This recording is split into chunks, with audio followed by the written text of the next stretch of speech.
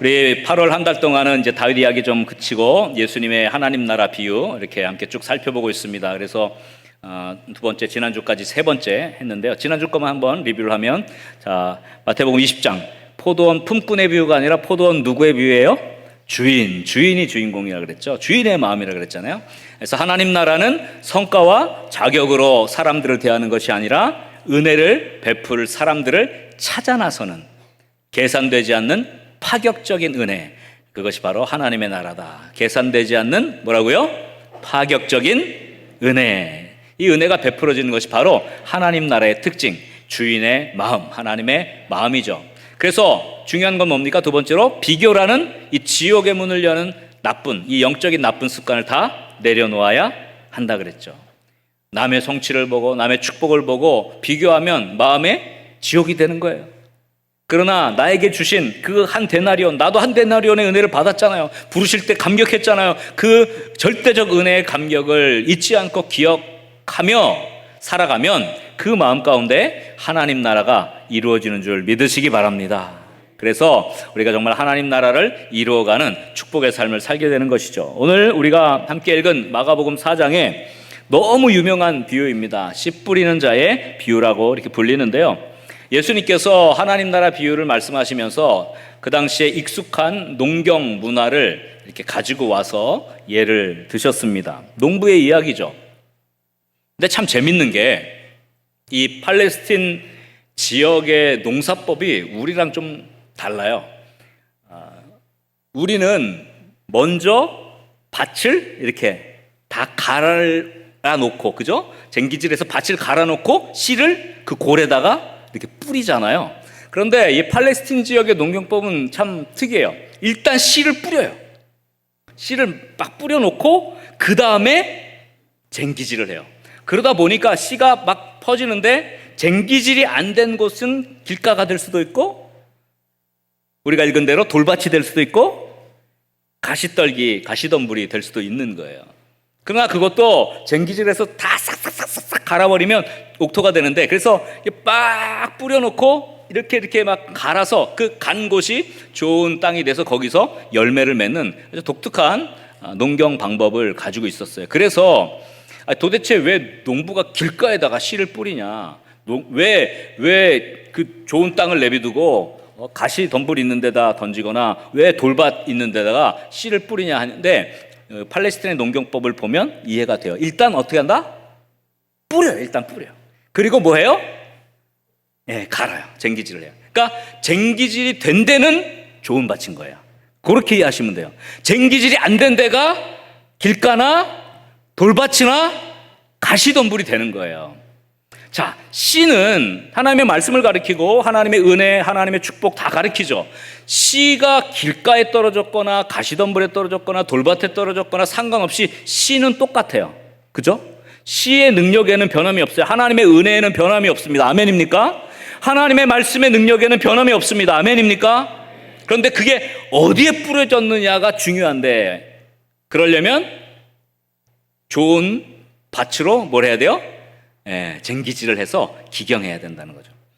오늘 우리가 이 말씀을 살펴보면서 하나님께서 우리에게 우리의 삶에 은혜를 주시고 말씀에 축복을 주시고 하나님 나라의 놀라운 기적 같은 것들을 주실 때 우리가 그것을 받아서 30배, 60배, 100배로 정말 쟁기질된 좋은 밭이 될 수 있는 그런 은혜를 누리기를 소원합니다. 아멘입니까? 그래서 오늘 말씀을 통해서 이것을 깨닫고, 근데 오늘 제가 말씀을 준비하다 보니까 말씀 제가 막 준비하다 보면 막 길어져요.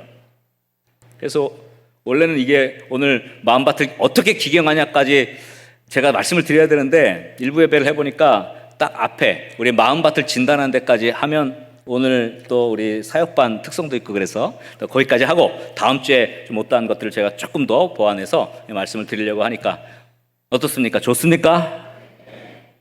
빨리 끝내야 되니까 좋아하시네. 그러나 빨리 끝나진 않아요.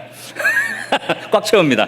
자, 그래서 오늘 말씀을 통해서 우리의 영적 상태를 좀 진단하면 좋을 것 같습니다. 그래서 중요한 건 이겁니다. 씨는 변하지 않고 똑같은데, 그러면 뭐가 문제입니까? 밭이 문제인 거죠. 밭이 문제인 거죠. 그러니까 하나님의 나라는 은혜의 씨앗, 말씀의 씨앗, 축복의 씨앗을 받는 뭐에 의해서 결정된다? 마음의 상태에 의해서 결정되는 거예요. 씨가 문제가 아니라 우리의 마음 상태가 중요하다는 것이죠. 그래서 제가 오늘 설교의 제목을 하나님 나라는 마음밭을 기경함으로 이루어진다 이렇게 말씀드린 거죠. 한번 따라합시다. 하나님 나라는 마음밭을 기경함으로 이루어진다. 여러분, 우리에게 똑같이 하나님의 은혜를 주시지만 그것을 튕겨내는 사람이 있고 받아서 30배, 60배, 100배로 결실맺는 사람이 있는 것입니다. 오늘 그 영적 원리들을 살펴보고 다음 주까지 살펴보고 하나님께서 우리의 마음 가운데 정말 하나님의 나라의 놀라운 축복의 결실을 맺는 은혜를 주시기를 주의 이름으로 간절히 축원합니다. 자, 첫 번째 그래서 중요한 것은 이것입니다. 자신의 마음 상태를 정확하게 진단하는 것이죠. 한번 따라합시다. 자신의 마음 상태를 정확하게 진단해야 한다. 우리의 마음 상태가 어떤지를 깨닫는 것이 중요합니다.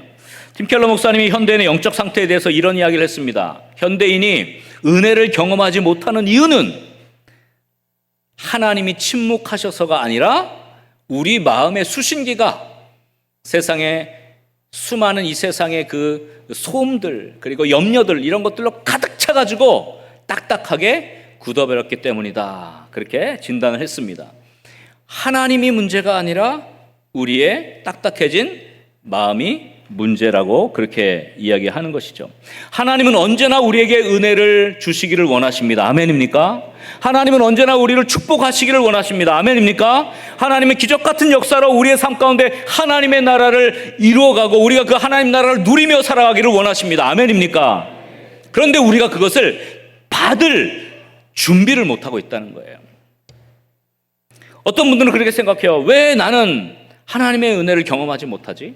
왜 나는 하나님의 이 인도하심, 하나님의 기적 같은 것을 경험하지 못하지? 하면서 신앙의 침체를 한탄하고 그렇게 지나가는 분들이 있어요. 여러분, 똑같이 신앙생활을 해도 교회에 나오고 예배를 드리고 하지만 중요한 것이 있어요. 똑같이 하나님의 은혜를 베풀도록 하나님은 은혜를 충만하게 주셨는데도 그것을 받을 준비가 안 되는 것이죠. 은혜를 받지 못하는 문제는 하나님의 문제가 아니라 누구의 문제예요? 우리의 마음의 문제인 거예요. 오늘도 똑같습니다. 똑같이 말씀이 주어지지만 받는 사람이 있고 튕겨내는 사람이 있고 받아서 열매 맺는 사람이 있고 그것을 흘려보내는 사람이 있는 것이죠. 하나님의 은혜는 우리 안에 충만한데 우리가 그 은혜를 받을 마음의 밭이 잘 준비돼서 풍성한 열매를 맺을 수 있기를 주의 이름으로 간절히 축원합니다. 그래서 오늘 우리가 잘 아는 대로 우리의 마음밭 진단은 세 가지의 마음밭을 진단하는 것이죠. 첫 번째는 길가, 두 번째는 돌밭, 세 번째는 가시떨기이죠. 어떤 사람은 평생 돌밭인가? 그렇지도 않아요. 어떤 때는 돌밭이었다가 어떤 때는 길가였다가 어떤 때는 가시떨기. 우리의 상황과 환경에 따라서 우리의 마음 상태가 바뀌어요. 그래서 우리가 면밀하게 우리의 마음의 상태를 살펴서 믿음이 좋은 사람도 때로는 막 휘몰아칠 때는 길가로 떨어질 때가 있는 거예요. 그래서 우리의 마음 상태를 잘 진단해서 영적으로 하나님의 은혜를 누리는 이 시간이 되었으면 좋겠어요. 그래서 우리 하나하나씩 살펴봅시다. 먼저 길가인데요. 길가의 이 마음 상태는 세상의 발걸음에 짓밟혀서, 길가는 뭡니까? 사람들이 막 밟고 다니니까 사람들의 이 발걸음에 영향을 받은 거예요. 짓밟히고. 그래서 어떻게 해요? 딱딱해지고 완고해진 마음 상태를 길가의 마음 상태라고 할 수가 있습니다. 오늘 본문 3절 4절에 주님께서 이렇게 말씀하셨죠. 다 같이 읽어봅시다. 들으라, 씨를 뿌리는 자가 뿌리러 나가서 뿌릴새 더러는 길가에 떨어짐에 새들이 와서 먹어버렸다. 길가에 떨어졌다고 합니다. 사람들이 다니는 곳, 단단해진 곳, 기경되지 않은 딱딱한 땅을 말하는 것이죠. 부드러운 흙이 아니죠. 씨앗이 자랄 수 없는 그런 토양을 말합니다. 그래서 이 사람들의 발길로 밟힌 딱딱해진 그 길가는 무엇을 말하냐면요, 사람들의 발길, 즉 세상의 영향이 강한 토양, 그 마음이 바로 길가예요. 길가. 여기에는 두 가지의 중요한 요소가 있습니다. 길가의 마음은 사람들에 의해서 상처받을 때 길가의 마음이 돼요. 사람들의 상처받으면 어떻게 해요? 마음이 다쳐요. 딱딱해집니다. 그래서 어떻게 해요? 다시 상처받지 않으려고 마음의 문을 걸어 잠근 상태. 이게 바로 길가의 마음이에요. 그래서 신앙생활 하다가도 상처받으면 길가의 마음이 되기가 쉬워지죠. 또 두 번째 길가의 마음 뭐냐면 세상의 영향, 이것도 사람들의 영향인데 세상의 어떤 지식이나 세상에서 주는 그 경험, 그 틀로만 딱 내 삶을 가두는 거예요. 그러니까 하나님이 내 삶에 개입한다거나 하나님이 기적같이 일하신다는 거, 이런 걸 인정하지 못하는 거예요. 그래서 그 자식의 지식과 경험의 틀에 딱 가둬서 하나님의 일하심을 인정하지 않는 그런 딱딱해져 버린 마음 상태. 이 두 가지가 바로 길가의 마음이라고 할 수가 있습니다. 먼저 길가의 마음을 지닌 사람은 첫 번째, 사람들에게 상처를 받으면 길가가 됩니다. 사람들을 믿지 못해요. 사람들이 나를 속였고 내가 믿었던 사람이 나의 뒤통수를 치거나 나를 곤란하게 만들거나 뒤에서 나를 욕하거나 막 이런 것들을 경험했을 때 사람에 대한 신의가 떨어지고 사람을 믿을 수 없고 신뢰할 수 없게 되죠. 그러면 어떻게 해요? 마음이 다쳐요. 그래서 사람들이 가까이 오려고 해도 밀어냅니다. 밀어내요. 마음 문을 잠그죠. 그래서 누군가 친절하게 다가가려고 해도 보통 이 괜찮은 사람들, 평상시에 사람들 같으면 누군가 친절하게 다가오면 참 저분 좋네 이렇게 생각하지만 마음이 딱딱하게 상처있고 닫혀있는 사람은 누군가 친절하게 다가오면 이렇게 개심치게 쳐다보면서 저 사람이 왜 나한테 친절하지? 뭔가 나한테 뭘 노리고 있나? 내 돈을 노리고 있나? 아니면 나한테 뭘 이득을 노리고 있나? 이렇게 의심하게 되는 거예요. 상처를 받은 영혼이 사람을 밀어내는 것처럼 상처를 받은 영혼은요, 하나님의 은혜도 밀어내요. 하나님의 은혜가 분명히 다가오는데 그걸 밀어냅니다. 받아들이려고 하지가 않은 것이죠. 그것도 부담스러운 거예요. 교회에 뭔가 내가 이 정도면 되는데 더 막 빠져드는 것 같이 느낌 들 때 이게 부담스러워서 난 더 이상 빠져들 수 없어. 나를 자꾸 거기로 데려가지 말고 난 여기 이 정도만 할 거야 라고 자꾸 밀어내요. 하나님의 은혜는 자꾸 부르는데 나는 어떻게 해요? 밀어내죠. 이것이 길가의 마음의 상태입니다. 혹시 여러분의 마음 가운데 때로는 지금 사람들의 힘들고 여러 가지 수많은 나의 마음을 힘들게 하는 그런 환경, 사람들 때문에 혹시 마음이 딱딱해져서 하나님이 다가오는 은혜조차도 받아들이지 못한 채 마음을 걸어 잠그고 있다면 여러분 그 마음을 판단하고 그 마음을 기경할 수 있기를 주의 이름으로 간절히 축원합니다. 그래서 누군가 친절하게 이렇게 다가오면 막 의심하고 그러지 말고, 우리 성문교회에 속한 성도들은 다 괜찮은 사람들입니다. 아멘입니까? 성문교회에 속한 우리 어떤 영가족들이 참 친절하게 대하려고 할 때 저 사람이 왜 저러지 이러지 말고 그 친절함을 받을 수 있기를 간절히 소원합니다. 서로를 친절하게. 그래서 세상에 상처받은 영혼은 하나님 나라를 경험할 수 없는 이유는 그 마음 가운데 늘 의심, 불안 이런 것들로 가득 차 있어요. 마음의 곤고함이 계속되는 거예요. 그래서 그런 사람들에게 우리가 하나님의 사랑으로 따스하게 점점 그 언 땅을 녹이는 것이죠. 따스한 햇볕을 비추고 그 땅을 계속해서 갈고 갈아서 고운 흙으로 만들어 주는 역할은 바로 예수 그리스도의 사랑, 바로 우리 성도들의 사랑입니다. 그래서 밀쳐내고 점점 나는 거기까지는 안 갈 거야 하는 그 사람들일수록 마음을 닫은 사람들이에요. 그러니까 어떻게 합니까? 그 사람들을 다가가 점점 더 그 사람의 마음이 주님 앞에 녹아질 수 있도록 우리가 그리스도의 사랑을 품어줄 수 있기를 주의 이름으로 간절히 축원합니다. 겉도는 사람 있습니까? 주님 앞으로 깊이 나오기를 꺼려하는 사람 있습니까? 길가의 마음을 가진 그 사람들에게 주님의 사랑이 또 그것을 우리의 삶을 통하여 그들에게 보여줄 수 있기를 주의 이름으로 간절히 축원합니다. 그래서 여러분들 은혜를 받아들여야 돼요. 은혜를 받아들일 마음을 품어야 돼요. 튕겨내지 마십시오. 또 친절을 받아들일 줄도 알아야 돼요. 누군가 나에게 친절해하면 불편해하고 그렇게 하지 마십시오. 그게 우리의 마음의 상태예요. 뭔가 밀어내려고 하는 방어 기제를 다 내려놓아야 합니다. 내가 지금 딱딱하게 굳어진 마음이구나, 길가의 마음이구나, 그걸 깨닫고 우리의 마음을 다시 한번 영적으로 기경하고 우리의 마음을 고운 흙으로 만들 수 있는 변화가 있기를 주의 이름으로 간절히 축원합니다. 또 하나의 딱딱한 마음은 아까 말한 대로 세상의 어떤 기준, 세상의 지식, 경험, 여기에 딱 얽매인 것이죠. 그래서 자기 경험만, 자기 지식만, 내 힘으로 내 삶을 이뤄가겠다고 하는 것이죠. 그것이 바로 두 번째 딱딱한 마음입니다.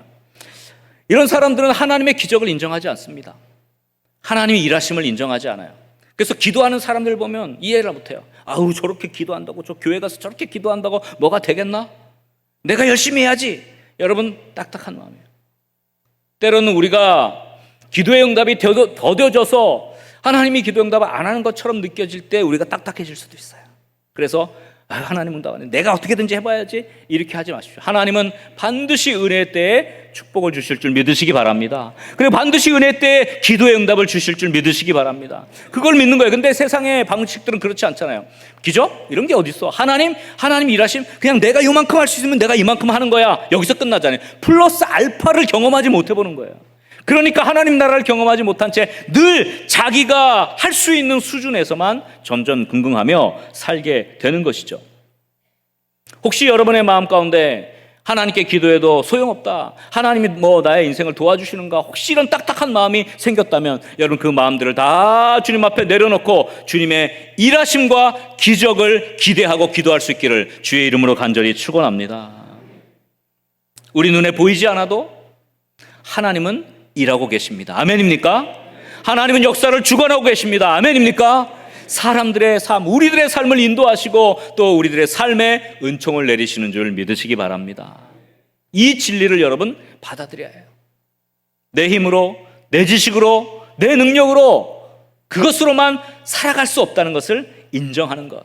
여러분, 그것은 얼마나 귀한 일인지 모릅니다. 내가 지금 딱딱하게 굳어진 길가와 같은 마음 상태에 있다면 그것을 여러분 깨닫고, 하나님의 은혜가, 하나님의 기적이, 하나님의 놀라운 역사와 섭리하심이 내 삶에 일어나기를 원합니다. 기도하며 주님 앞에 납작 엎드릴 수 있는 그런 영적 변화를 결단하는 저와 여러분 될 수 있기를 주의 이름으로 간절히 축원합니다. 우리 한번 옆 사람과 이렇게 인사합시다. 딱딱한 마음을 버립시다. 길가의 마음을 버립시다.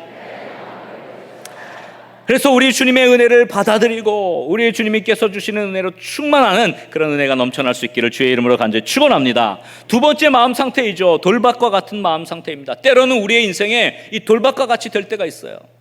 이 돌밭은 뭡니까? 감정적인 기쁨은 금방 일어나지만 말씀의 뿌리가 깊이 내려갈 수 없는 이 얕은, 깊이가 없는 얄팍한 그런 마음의 상태를 말하죠. 오늘 5절 6절에 보니까 주님이 이렇게 말씀하셨습니다. 한번 다 같이 읽어봅시다. 더러는 흙이 얕은 돌밭에 떨어짐에 흙이 깊지 아니하므로 곧 싹이 나오나 해가 돋은 후에 타서 뿌리가 없으므로 말랐다.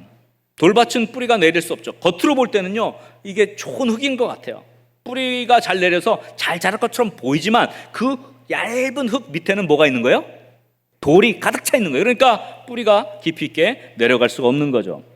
즉, 이 돌밭은 깊이가 없고 얄팍한 신앙의 토양, 바로 이것을 돌밭으로 이야기할 수 있습니다. 예수님께서 이 돌밭에 대한 비유를 이렇게 제자들에게 해석하셨죠. 우리가 읽지는 않았지만 16절 17절에 보니까 주님이 이렇게 말씀하며 또 이와 같이 돌밭에 뿌려졌다는 것은 이들을 가리킴이니 곧 말씀을 들을 때 어떻게 해요? 즉시 기쁨으로 받으나, 그 당시에는 기쁨으로 받습니다. 그러나 17절에 보니까 뭐라 그래요? 그 속에 뿌리가 없어 잠깐 견디다가 말씀을 드리나요? 뭐가 일어나요? 환난이나 박해가 일어나는 때는 곧 넘어지는 자요. 이렇게 해석을 해주셨죠. 그러니까 신앙생활하고 교회 나와서 말씀 듣고 할 때는 막 뜨겁고 즐거운데 바로 이제 세상에 나가서 조금만 어려움이 생기면 금방 은혜를 다 까먹고 금방 낙심하고 금방 넘어지는 그런 얄팍한 신앙의 상태를 돌밭이라고 볼 수가 있습니다. 여러분, 맛있는 맛집의 찌개 이런 그 맛있는 끓는 음식을 할 때 보통 양은 냄비에 하지 않고 어디다 합니까? 뚝배기에 하죠. 뚝배기. 양은 냄비에 하면 이 열 전도율이 빠르니까 금방 끓어서 금방 음식이 되긴 하지만 어떻게 금방 식어버려요. 그래서 맛이 없어지는 거예요.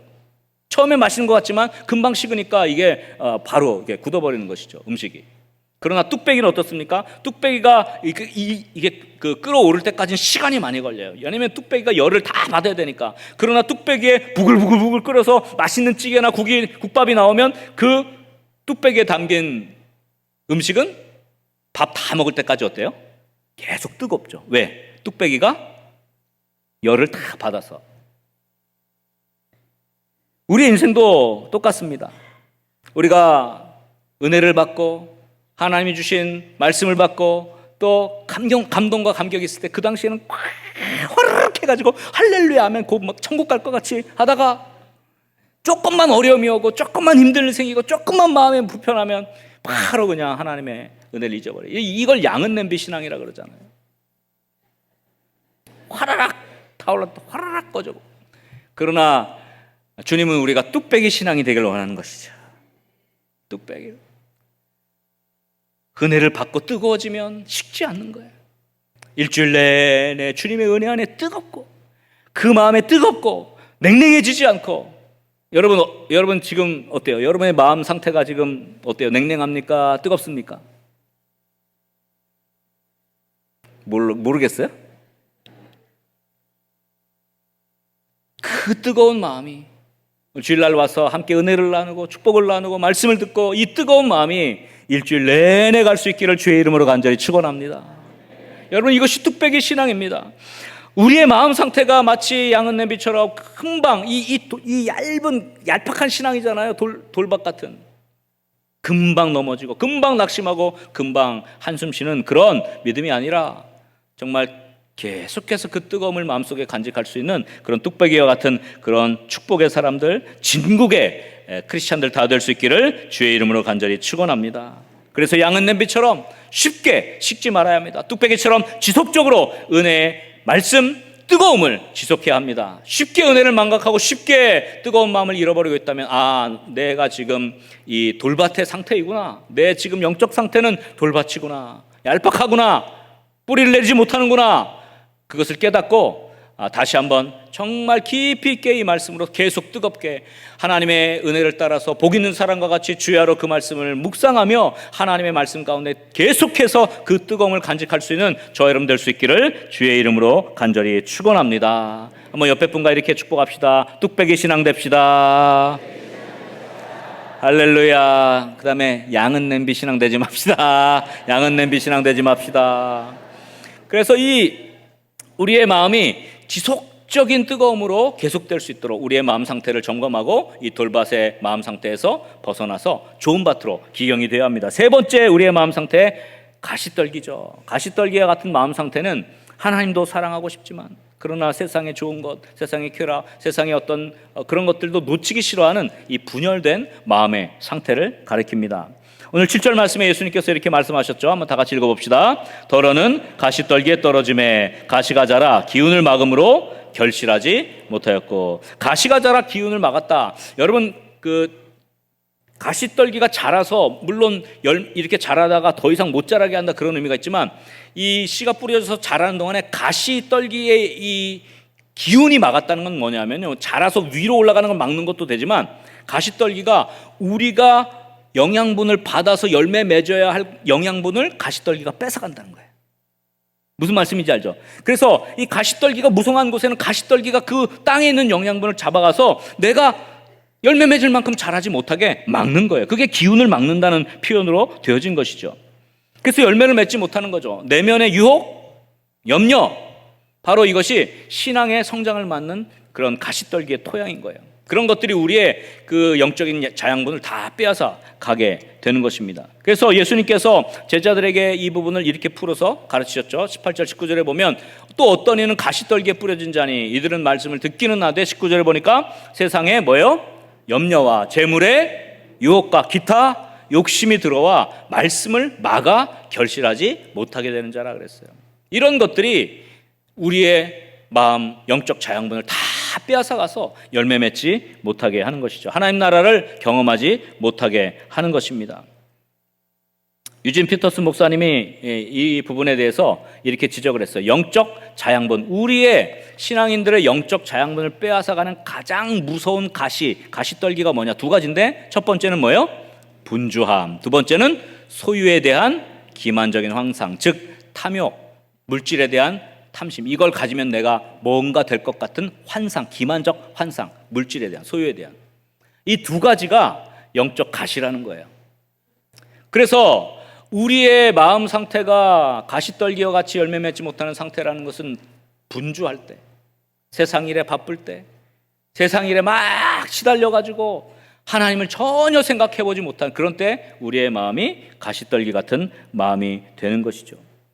또 하나는 세상의 물질에 너무 사로잡혀가지고 요즘 보니까 막 그냥 밤새 주식이 올랐나 안 올랐나 맨 그것 때문에 난리예요. 막 떨어졌네 뭐 많았네 나는 뭐 갖다가 넣었는데 뭐 망했네 뭐 경제 활동을 하는 것에 대해서 뭐라고 하지 않지만 그러나 거기에 마음이 다 뺏겨버리면 하나님의 은혜를 망각하게 되는 거예요. 분주함과 이 소유에 대한 기만적 환상이 하나님의 은혜를 누리지 못하게 하죠. 여러분의 마음은 어떻습니까? 지금 세상 일에 너무 분주해서 하나님의 은혜조차도 생각해 보지 못할 그런 상태입니까? 아니면 정말 세상의 어떤 물질이나 내 소유욕이나 어떤 기타 욕심, 재리의 유혹에 내 마음을 다 뺏겨서 하나님의 은혜가 들어올 것을 완전히 차단하고 있지는 않습니까? 우리의 마음을 다 뺏겨서 시간, 열정, 모든 것 그런 것들을 다 그곳에 올인한 채 거기에 매달려 있고 살아가고 있지는 않습니까? 여러분 그 최신형 스마트폰을 아마 다 갖고 계실 거예요. 스마트폰이 요즘 너무 고급화돼 가지고요. 요즘 스마트폰이 뭐 100만 원 넘는 건 하고 뭐 요즘 200만 원 넘는 것도 나왔어요. 이렇게 폴더 해 가지고요. 이렇게 딱 피면 패도 되고 딱 이렇게 얼마나 좋은지. 재리의 유혹 갖고 싶다? 뭐 이 비싼 핸드폰을 가졌다고 칩시다. 그리고 비싼 요금제로 해서 한다고 생각해 보십시오. 그런데 참 재밌는 것이 이렇게 어디를 다니다 보면 여행을 하거나 또는 어디 이렇게 건물 같은 데 들어가다 보면 지하의 깊은 곳에 내려가면 핸드폰이 터지지 않잖아요.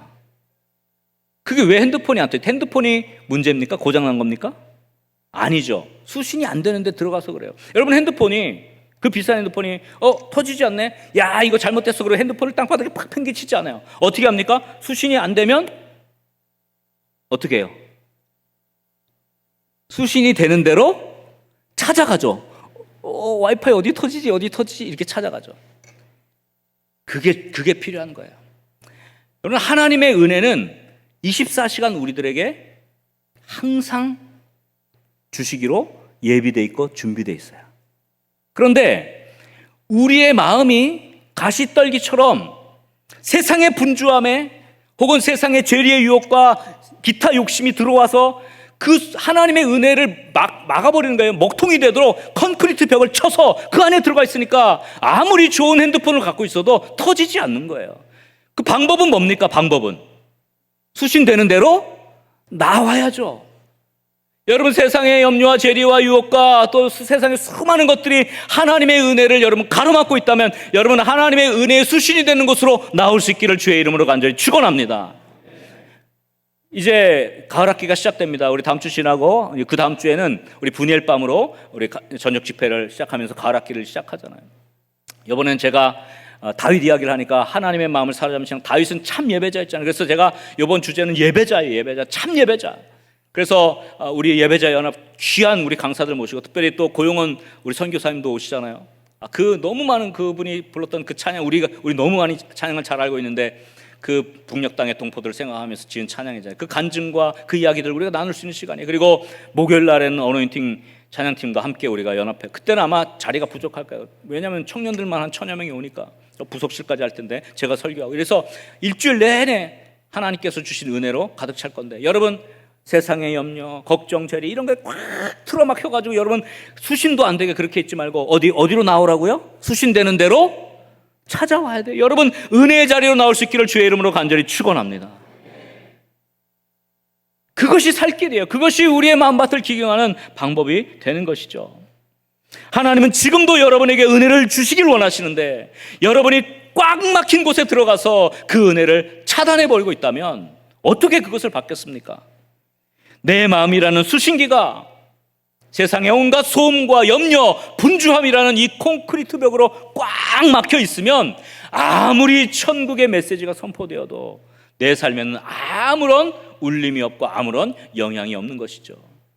문제는 하나님의 침묵이 아닙니다. 내 마음의 수신을 가로막는 뭐예요? 세상의 염려와 유혹의 장벽이 만든 이 먹통 상태. 이걸 여러분들이 깨달아야 되죠. 왜 나에게 은혜가 없지? 왜 나에게 이 뜨거움이 없지? 왜 나에게 이 주님에 대한 이 간절함이 사라졌지? 여러분 지금 어떤 마음 상태인지 판단하고 진단해야 합니다. 세상 일에 바쁘고 분주해서 세상의 염려와 유혹과 기타 욕심이 들어와서 하나님의 은혜를 받는 것을 막고 있다면 여러분 그 목통 상태에서 벗어날 수 있기를 주의 이름으로 간절히 축원합니다. 그때야말로 더 하나님의 은혜가 수신되는 곳으로 주님께서 주시는 은혜가 있는 곳으로 나와야 할 줄 믿으시기 바랍니다.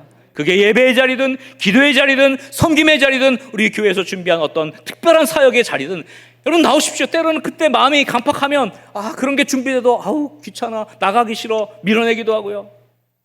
그런 게 준비돼도 나 바빠 나 힘들어 거기까지 내가 어떻게 시간을 내겠어 할 수도 있습니다. 그러나 여러분 계속 그 상태에 있으면 어떻게 주님의 주시는 은혜를 받겠습니까? 어떻게 하나님이 일하시는 것을 경험할 수 있겠습니까? 그 자리로 나오십시오. 여러분의 마음을 다 내려놓고 은혜를 사모하십시오. 그 자리를 사모하십시오. 그래서 하나님이 주시는 놀라운 축복, 하나님 나라의 은혜를 경험할 수 있기를 주의 이름으로 간절히 축원합니다. 하나님이 지금도 보내고 계시는 이 은혜의 신호를 찾아 나설 수 있기를 주의 이름으로 간절히 축원합니다. 세상에 이 먹통하게 하는 장벽을 벗어나서 하나님의 은혜의 신호가 있는 곳으로 나아갈 수 있기를 주의 이름으로 간절히 축원합니다. 여러분 의도적으로 찾아 나서야 합니다.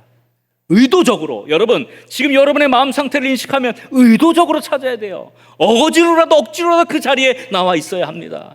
은혜의 먹통 상태에 있을 때 내가 지금 하나님과 세상 사이에서 분열된 마음을 지닌 가시떨기의 마음의 상태구나 깨닫고 여러분 의도적으로 은혜의 자리를 찾아 나와 변화될 수 있는 그런 결단할 수 있기를 주의 이름으로 간절히 축원합니다. 우리 한번 옆에 분과 이렇게 인사합시다. 은혜의 자리로 찾아 나옵시다. 목통 상태를 벗어납시다. 말씀을 정리하겠습니다. 오늘 이 세 가지의 영적인 마음의 상태는 우리의 일평생 계속해서 반복될 수 있지만 그러나 그 모든 마음들을 내놓고 주님께서 주시는 좋은 땅에 은혜를 누릴 수 있기를 주의 이름으로 간절히 축원합니다. 여러분 우리의 마음 상태가 세상의 영향을 받아서 사람들을 밀어내고 하나님의 일하심마저도 밀어내는 길가의 상태인가? 깊이가 없는 얄팍한 그런 조그마한 어려움이 와도 금방 넘어지는 그런 돌밭과 같은 상태인가? 아니면 하나님과 세상 사이에서 마음이 나뉘어서 세상의 유혹과 죄의 유혹과 세상의 욕심 때문에 염려함과 분주함 때문에 하나님의 은혜를 꽉 막는 먹통 상태인지 여러분 그 가시떨기의 상태인지를 영적으로 깨닫고 오늘 이 시간 하나님 우리에게 좋은 밭의 마음을 허락하여 주옵소서. 길가가 아닌 돌밭이 아닌 가시떨기가 아닌 하나님이 좋은 은혜의 밭 하나님의 나라의 아름다운 열매를 맺는 축복의 밭을 우리 마음으로 만들어 주옵소서. 기도할 수 있는 그런 저와 여러분 되어서 하나님께서 주시는 은혜로 충만하게 될 수 있기를 간절히 소원합니다.